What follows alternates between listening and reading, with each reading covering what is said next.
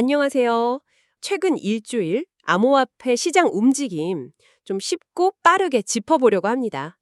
특히 비트코인, 이더리움, 솔라나 이 세 가지 중심으로 어떤 변화가 있었는지 또 왜 그랬는지 그 핵심만 딱딱 짚어볼게요. 이 암호화폐 시장이 변동성이 크긴 한데요. 그래도 기본적인 흐름이나 좀 주목해야 할 포인트를 알면 따라가기가 훨씬 수월해지거든요. 오늘 중요한 정보들 위주로 한번 보죠. 네.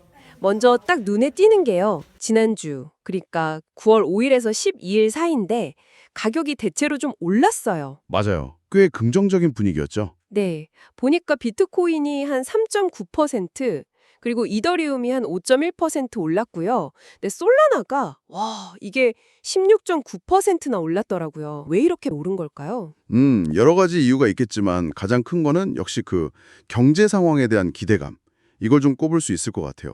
특히 미국 중앙은행, 그러니까 페드가 금리를 혹시 내리지 않을까 하는 기대가 좀 커지면서 투자 심리가 전반적으로 좀 좋아진 면이 있습니다. 보통 금리 내리면 돈이 좀 다른 데로 흘러간다 뭐 이런 얘기 하잖아요. 암호화폐 같은 쪽으로요. 네, 맞아요.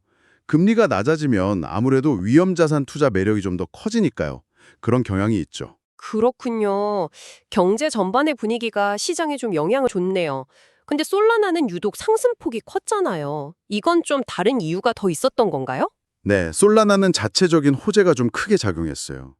SOL 스트래티지스라는 회사가 있는데 여기가 나스닥에 상장 신청을 했다는 소식이 나오면서 확 주목을 받았어요. 아, 나스닥 상장 신청이요? 그게 그렇게 큰 건가요? 그럼요, 나스닥 하면 딱 기술주 중심 시장이잖아요. 거기에 솔라나 관련 기업이 간다는 건 솔라나 기술이나 생태계가 기존 금융시장에서도 좀 인정을 받는구나 이런 신호로 볼 수 있거든요. 게다가 솔라나의 원래 강점 있잖아요. 빠르고 수수료 싸다는 거.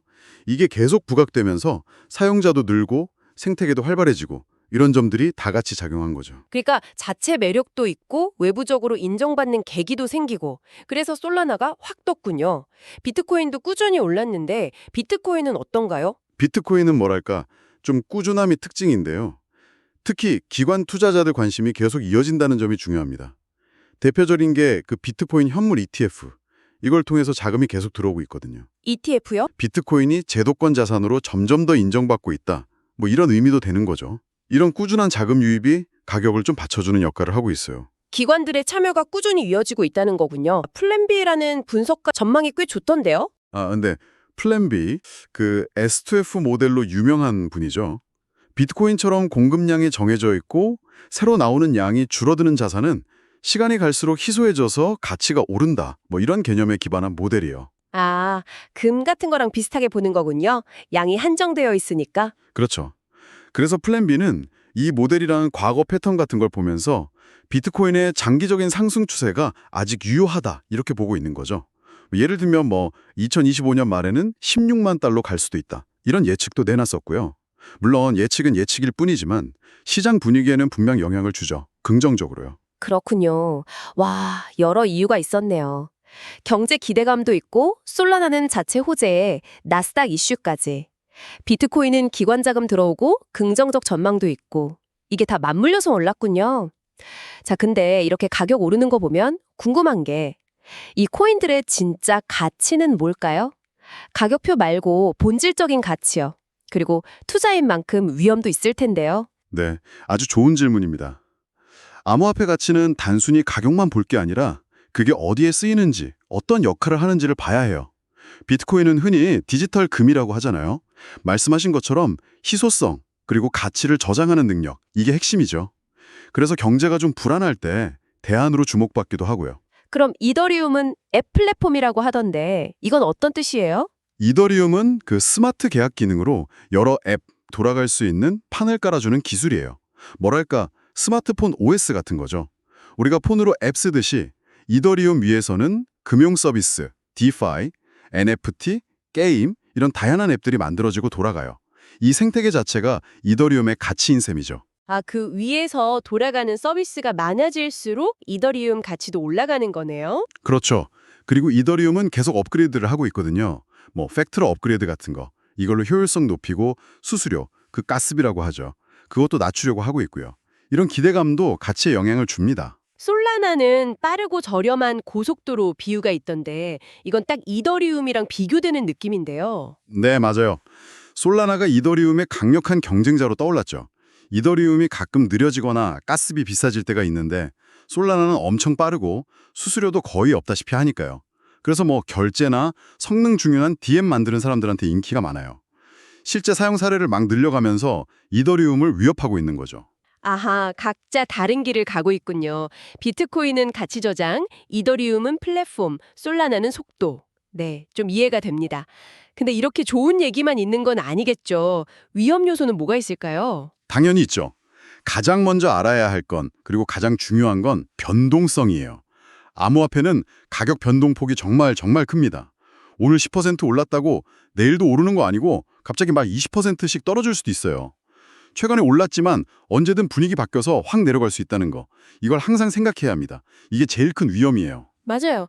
그 변동성은 정말 아찔하죠. 그거 말고 또 뭐가 있을까요? 아까 상승 요인으로 얘기했던 경제 상황, 이게 반대로 작용할 수도 있어요. 만약에 앞으로 나올 물가 지표가 예상보다 높다거나 아니면 페드가 금리 인하의 생각보다 훨씬 신중하다. 이러면 기대감이 실망감으로 확 바뀔 수 있거든요. 그럼 위험자산 투자 심리가 확 꺾이면서 가격이 떨어질 수 있죠. 아, 경제 지표 하나하나에 민감하게 반응할 수 있겠네요. 그리고 또 중요한 게 규제 불확실성. 아직 전 세계적으로 암호화폐를 어떻게 다룰지 딱 정해진 게 없잖아요. 어느 나라에서 갑자기 확 강력한 규제를 내놓는다거나 뭐 거래소를 막는다거나 이런 뉴스 하나에 시장 전체가 확 흔들릴 수 있어요. 이건 예측하기가 참 어렵죠. 기술적인 문제나 경쟁도 위험이 될 수 있겠고요. 물론이죠. 이더리움은 아직도 그 가스비 문제가 좀 있고요. 솔라나는 빠르긴 한데 과거에 안정성 문제가 몇 번 있었거든요. 이런 약점들이 또 불거질 수도 있고. 게다가 계속 새로운 블록체인 기술들이 나오잖아요.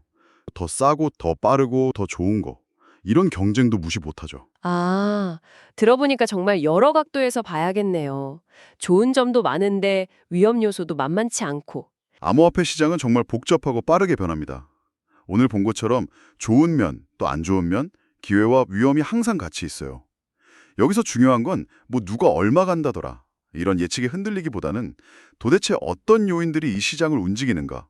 그 큰 그림을 이해하려고 노력하는 거예요.